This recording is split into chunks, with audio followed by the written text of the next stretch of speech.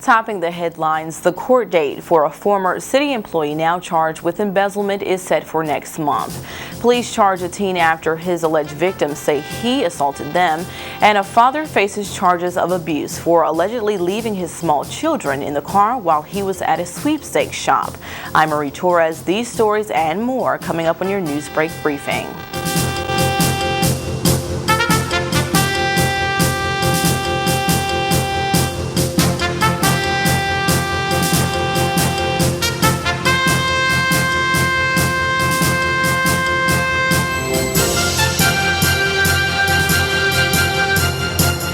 From WHIG-TV, this is NewsBreak 31.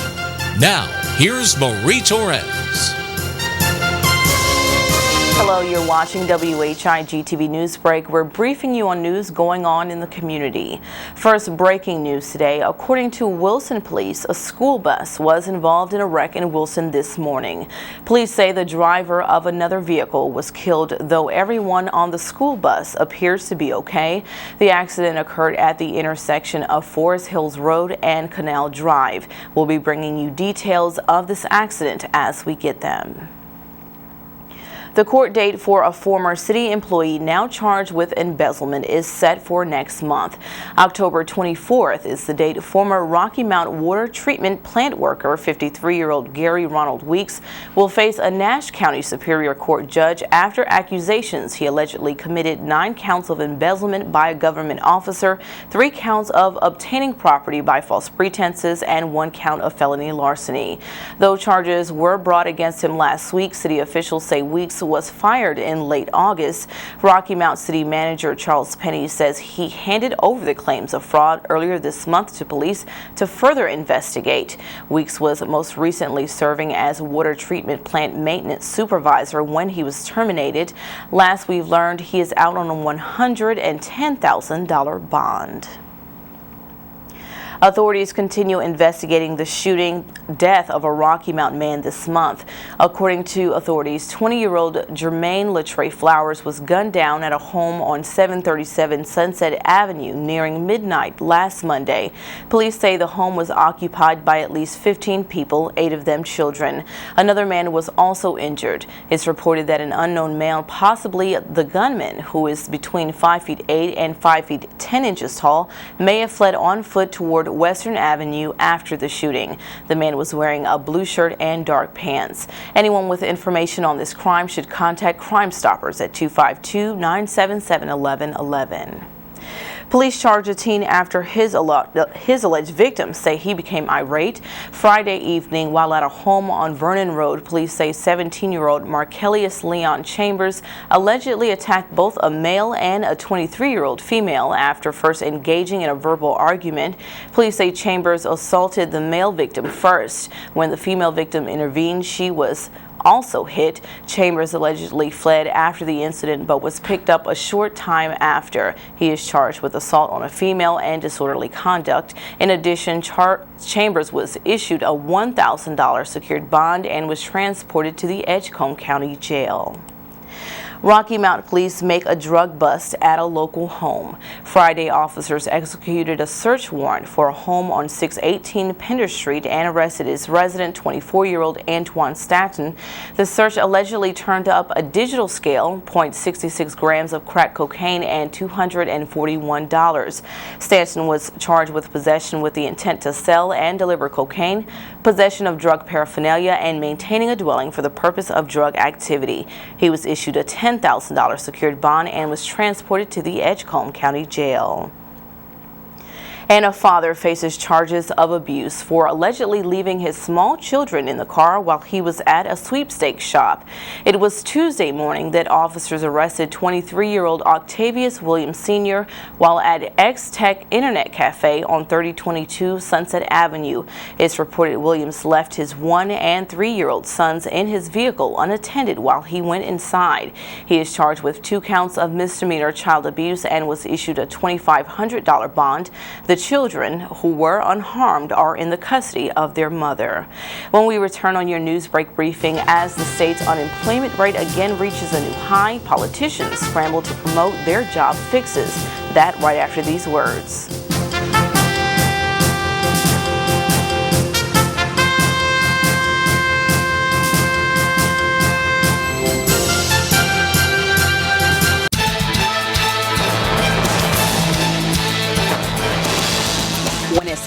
to you, you'll hear from us. WHIG TV Newsbreak is reporting on the news, issues, and stories that matter to you. Call us at 252-885-1814. Email us at marie.whigtv@gmail.com or check us streaming live at whigtv.com. We're your voice, ready to bring you the news. The Country Inn & Suites is your home away from home with a staff that always treats you as family. If you or your church or company has visitors, give them a great Rocky Mount welcome with a special discount on their overnight or extended stay. Not only is the Country Inn & Suites a comfortable place, we'll spoil them with fresh cookies and complimentary breakfast. We're filled with luxuries like an indoor pool, fitness center, and a guest laundry. The Business Center includes a boardroom, connection to high-speed internet, and catering for meetings is always available. Call me, Donna Chavis, at 252-442-0500 for a tour and or to set up your corporate rate. You're always welcome as family in the Country Inn & Suites, Rocky Mount.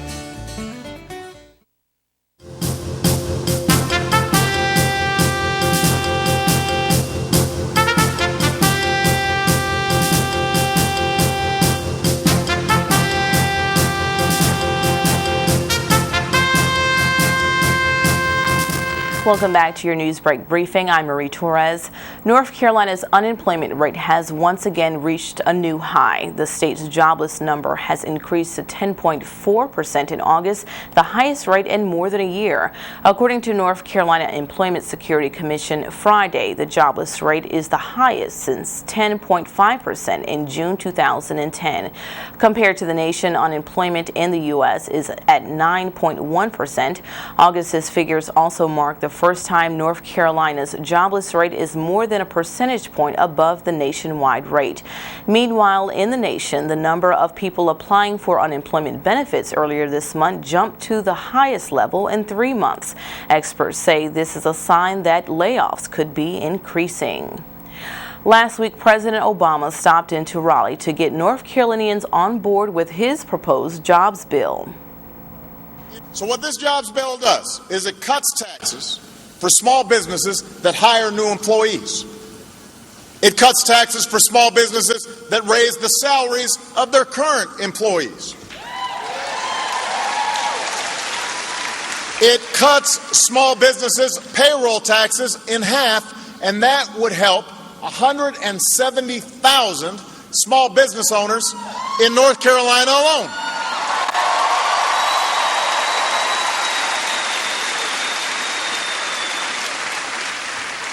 And if they choose to make new investments next year, it lets them write off those investments. And for small business owners who have contracts with the federal government, we're going to do more than that. Today, I'm ordering all federal agencies to make sure those small business owners get paid a lot faster than they do now. In many cases, it'll be twice as fast. So that puts more money in their pockets quicker. And with the problem of unemployment in the state, 2 North Carolina politicians have recently been outspoken about the president's plan. Democratic U.S. Senator Kay Hagan, who was unable to attend the president's speech, says she was supportive of Obama's $447 billion jobs plan and has ideas that she too hopes to incorporate. Hagan says her bill, called the American Works Act, which focuses on community colleges, will help with training and certifying potential employees for the competitive jobs ahead. Hagan says she is also pushing a proposal that would lead to hiring more veterans, as she says North Carolina's veterans have higher unemployment than civilians. On the flip side, Republican U.S. Representative Renee Elmers responded to the speech saying, quote, President Obama is trapped in an ideology that has been proven decade after decade to fail. He is creating a culture of dependence where Americans are encouraged to rely on the government for their daily bread instead of encouraging them to create, innovate, and prosper, end quote. Last week, Elmers announced the House's approval of the Protecting Jobs from Government Interference Act as part of the House Republicans' regulatory relief and job creation agenda. She says the bill would prohibit the National Labor Relations Board from dictating where an employer can or cannot locate jobs in the United States. We'll be keeping you up to date in the latest employment news. Our country's latest jobless numbers are scheduled for release September the 23rd. After the break, updates in sports and weather. Stay with us.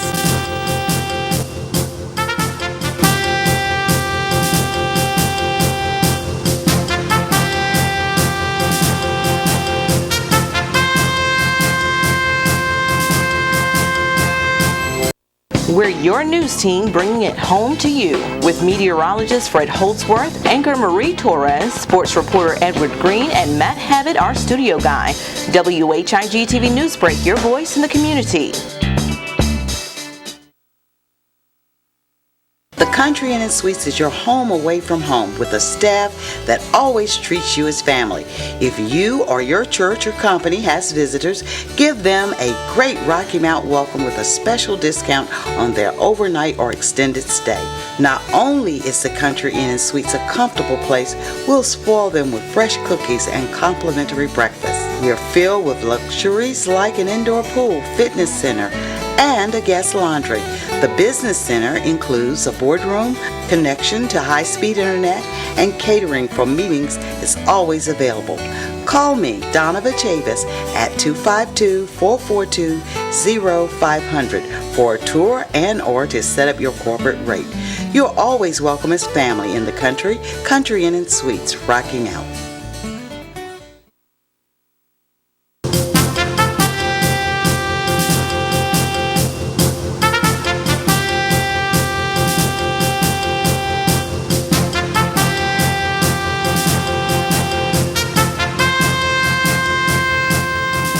It's now time to look at this week's forecast with WHIG-TV meteorologist Fred Holdsworth. Fred?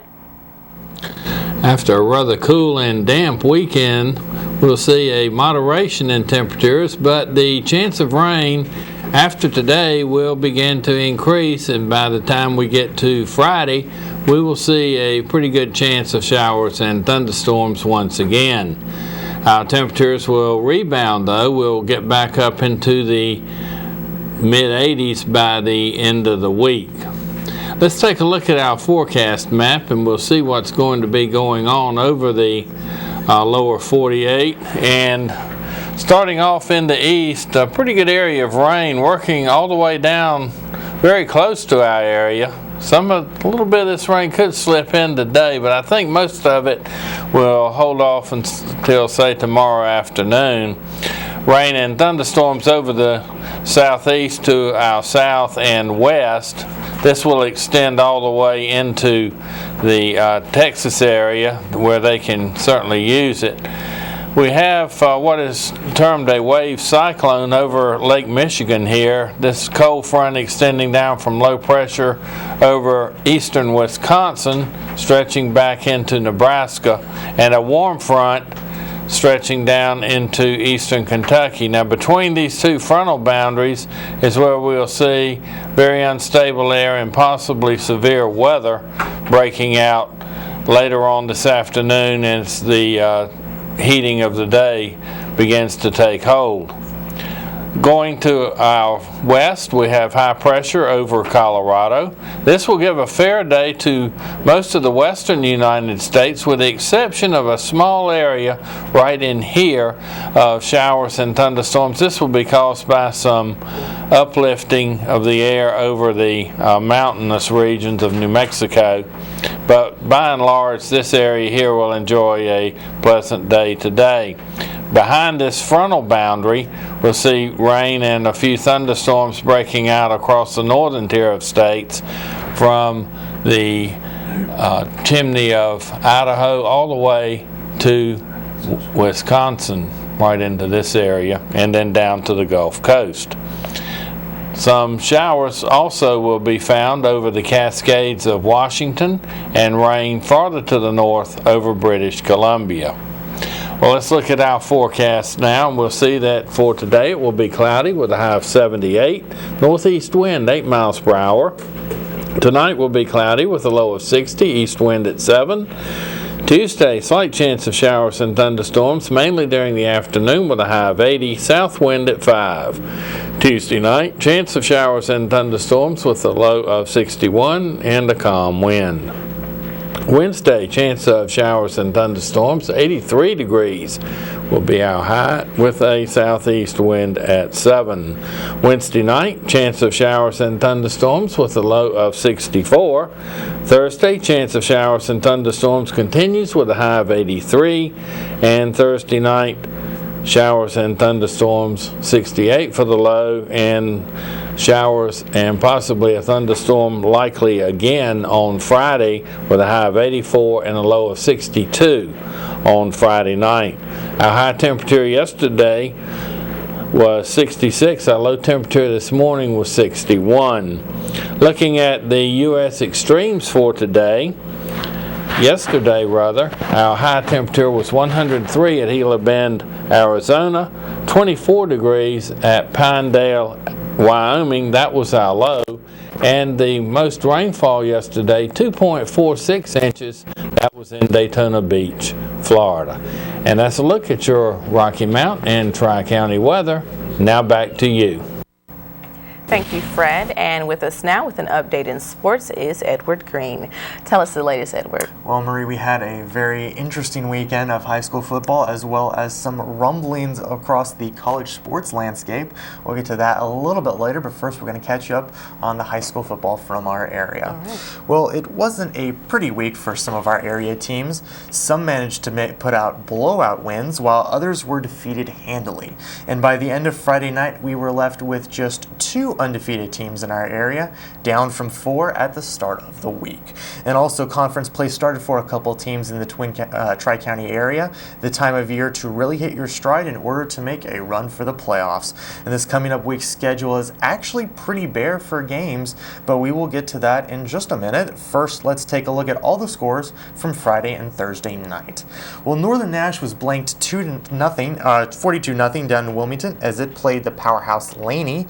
The Knights have struggled this year after having a strong showing in 2010 and have only 1 game left to straighten things out before entering Big East Conference play.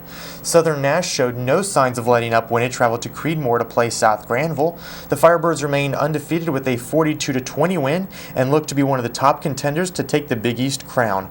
Southwest Edgecombe opened conference play at home against Kinston, but could not pick up its first win of the season, losing 40-12. For the Cougars, it may be a long season the rest of the way. They average only 8 points a game while giving up close to 36. North Edgecombe hit the road in its first of a back-to-back set of away games to open conference play. The Warriors won a close game at Southeast Halifax in Gaston 22-12 and looked to be headed in the right direction after the large defeat at the hands of Tarboro a week ago. As for those Vikings, they kept up their conference winning streak with a 32-21 win at North Pitt. Tarboro's overall win streak may have fallen at the start of the season, but it still looks to be a top contender in 2A play and attempt to win a 3rd straight state title. Nash Central fell from the ranks of the unbeaten with a tough 52-13 loss up in New Bern. This does not hurt the Bulldogs' momentum too much, but they do have a week off now to regroup before entering conference play. Likewise for Rocky Mount, as the Griffons lost to J.H. Rose at home 49-20. Rocky Mount will get a 3rd straight game at home in 2 weeks when it hosts Nash Central in a critical game for both teams to prove their legitimacy to take a leap this year. Finally, in our Freedom Credit Union game of the week that was played Thursday in the Battle of Wilson Schools, Hunt came out on top over Fike with a 21-0 shutout. Both teams struggled early, but Fike could not take advantage of early Hunt miscues to put points on the board, and Hunt turned it on in the second half to put the game away. Now, as for this week's slate, there are only 3 games on the schedule, with one being a makeup game from earlier this season. Northern Nash travels to Tarboro in our game of the week, with the Knights needing to put up a solid effort to get some momentum before conference play, while the Vikings need to avoid losing to to another Big East team this season, as they already lost to Nash Central when they opened play in August. The other two games are conference matchups. Southwest Edgecombe tries again for win number 1, as well as trying to get to even up its conference record as it hits the road to Farmville Central. This may be one of the best shots for the Cougars to get on the board, as Farmville Central is also without a win on the season. And finally, North Edgecombe heads to Northampton West to see if it can continue its dominance over conference opponents. Those 3 games are all scheduled for Friday night at 7:30. And one last bit of news for the ACC in particular. The conference is going to be expanding to at least 14 teams. They have brought in Pittsburgh and Syracuse from the Big East Conference. Also rumored to be coming over is Connecticut, still from the Big East. And if the ACC can find another team so that it's an even 16, that looks to be one of the teams that will also be coming over. So now the current contract the Big East has with its teams says that they have to wait 27 months after declaring to move to join the other conference. But there are some officials from these schools who are looking to shorten that a little bit so they can go ahead and make the jump and start ACC play. But Marie, college conferences all across America right now look to be shifting around. Pac-12, Big 12, Big 10, all looking to make some moves. So we're going to see how the landscape shakes out here in the next couple months. Awesome. Thank you so much, Edward. Thanks, Marie. This has been your NewsBreak briefing. Join us again tomorrow for our live news at noon. For WHIG TV, I'm Marie Torres. Have a great day.